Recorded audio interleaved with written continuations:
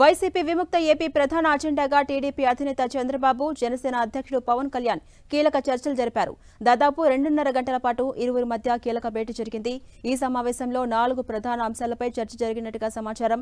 సీట్ల సర్దుబాటు, ఉమ్మడి మేనిఫెస్టో ప్రకటన, ఎన్నికల ప్రచార శైలి, బహిరంగ సభల నిర్వహణపై చంద్రబాబు, పవన్ కళ్యాణ్ మధ్య కీలక చర్చ జరిగినట్టుగా తెలుస్తోంది. సంక్రాంతి నాటికి ఈ అంశాలు ఓ కొలిక్కి తీసుకురావాలని ఇరువురు నేతలు ఓ అభిప్రాయానికి వచ్చినట్టుగా సమాచారం. ఇక సార్వత్రిక ఎన్నికల ముందు టీడీపీ జనసేన పొత్తు కసరత్తు కీలక దశకు చేరుకుంది. హైదరాబాద్లోని పవన్ కళ్యాణ్ నివాసానికి నిన్న రాత్రి చంద్రబాబు వెళ్లారు. ఇద్దరు నేతలు సుమారు 2.5 గంటల పాటు సుదీర్ఘంగా చర్చించారు. జనసేన పీఏసీ చైర్మన్ నాదెండ్ల మనోహర్ కూడా చర్చల్లో పాల్గొన్నారు. ఏ పార్టీ ఎన్ని స్థానాల్లో పోటీ చేయాలి, ఎక్కడి నుంచి బరిలో దిగాలనే అంశాలపై నేతలు విస్తృతంగా చర్చించారు. ఉమ్మడి మేనిఫెస్టోల్లో ఏ అంశాలు పెట్టాలి, వాటిని బలంగా ప్రజల్లోకి ఎలా తీసుకెళ్లాలి అనే అంశాలపై కూడా ఇద్దరి మధ్య చర్చ జరిగింది.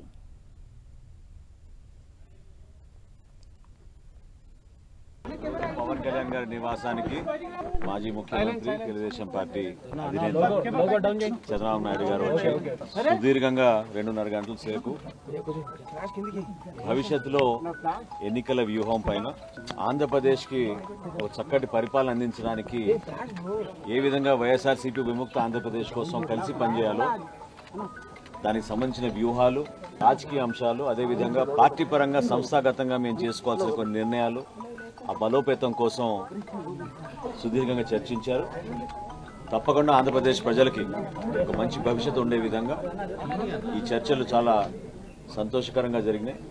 భవిష్యత్తులో కూడా అన్ని కార్యక్రమాల్లో ఇరు పార్టీల క్యాడర్ నాయకులు కలిసికట్టుగా విజయం సాధించి రేపటి రోజున మంచి ప్రభుత్వం, మంచి పరిపాలన అందించే విధంగా తగిన చర్యలు తీసుకుని ముందుకెళ్తామని ఈ సందర్భంగా ఇరు పార్టీల నాయకులు ఈరోజు నిర్ణయించుకున్నారు. ఇదే అంశంపై మరింత సమాచారం మా ప్రతినిధి రవిచంద్ అందిస్తారు. రవిచంద్, చంద్రబాబు, పవన్ కళ్యాణ్ కీలక చర్చలు జరిపారు. దాదాపు 2.5 గంటల పాటు కూడా ఇరువురి మధ్య కీలక భేటీ జరిగింది. ఈ సమావేశంలో ప్రధానంగా ఏ అంశాలు చర్చకొచ్చాయి, భవిష్యత్తులో ఎలాంటి నిర్ణయాలు తీసుకునే అవకాశం ఉంది? టీడీపీ అధినేత చంద్రబాబు, పవన్ కళ్యాణ్ మధ్య రాత్రి సుదీర్ఘ భేటీ జరిగింది. తరచుగా కూడా ఈ మధ్య కలుస్తున్నారు. ఈ మధ్య కాలంలోనే ఆయన మూడోసారి చంద్రబాబు స్వయంగా పవన్ కళ్యాణ్ నివాసానికి వెళ్లి కలిశారు. అయితే రెండు పార్టీల మధ్య ఎన్నికల సమయం ఆసన్నం అవుతున్న తరుణంలో స్పీడ్ పెంచాల్సిన అవసరం ఉందని కూడా ఇరువురు నేతలు అభిప్రాయపడుతున్నారు. ఈ నేపథ్యంలోనే చొరవ తీసుకుని చంద్రబాబు పవన్ కళ్యాణ్ నివాసానికి వెళ్లారు. ముఖ్యంగా ఉమ్మడి కార్యాచరణ అంశం ఏ విధంగా జరుగుతుంది, ఎందుకంటే కింది స్థాయి వరకు, గ్రౌండ్ స్థాయి వరకు కూడా రెండు పార్టీల కార్యకర్తలు భవిష్యత్తు గ్యారంటీ కార్యక్రమంతో కలిసి ముందుకు పోతున్నారు. ఈ విధంగా సమన్వయం ఏ విధంగా జరుగుతుంది, సీట్ల సర్దుబాటు ప్రధానంగా ఎన్నికల సమయం దగ్గర పడుతున్న కొందికి జనసేన కేటాయించే సీట్లకు సంబంధించి కూడా ప్రధానంగా వీరి మధ్య చర్చ జరిగినట్టు తెలుస్తుంది. అదేవిధంగా ఉమ్మడి మేనిఫెస్టోకు సంబంధించిన అంశాలు కూడా ప్రధానంగా చర్చకు వచ్చాయి. ఎందుకంటే గతంలోనే టీడీపీ మినీ మేనిఫెస్టోను రిలీజ్ చేసింది.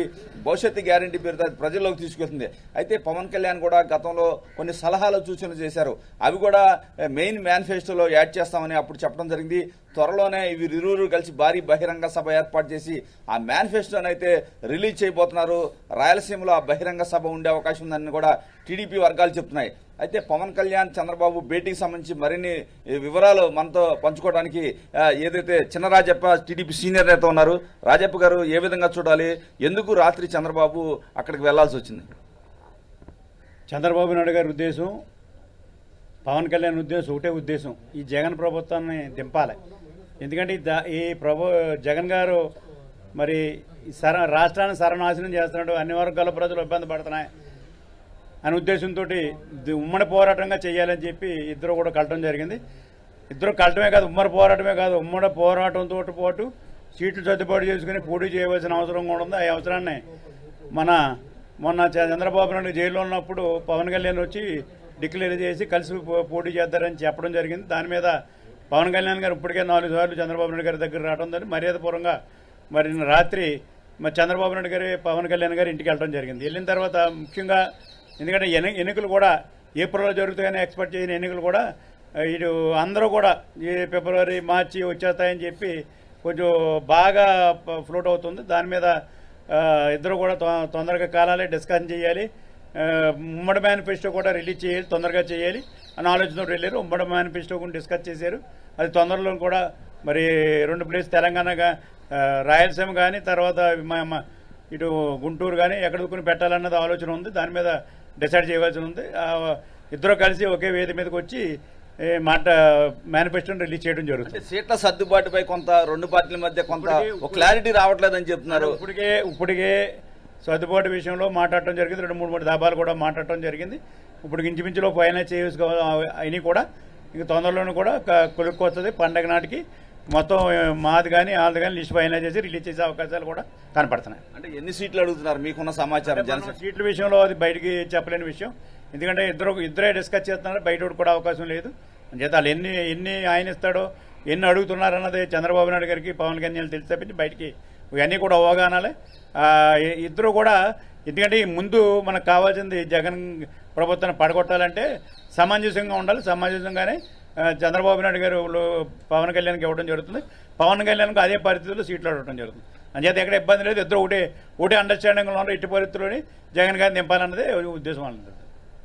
ఓకే, ఇక్కడ చూస్తూ ఉన్నాం చినరాజప్ప చాలా స్పష్టంగా చెప్తున్నారు. నిన్న జరిగిన మీటింగు రెండు పార్టీల మధ్య సౌద్రావ వాతావరణంలో జరిగాయి.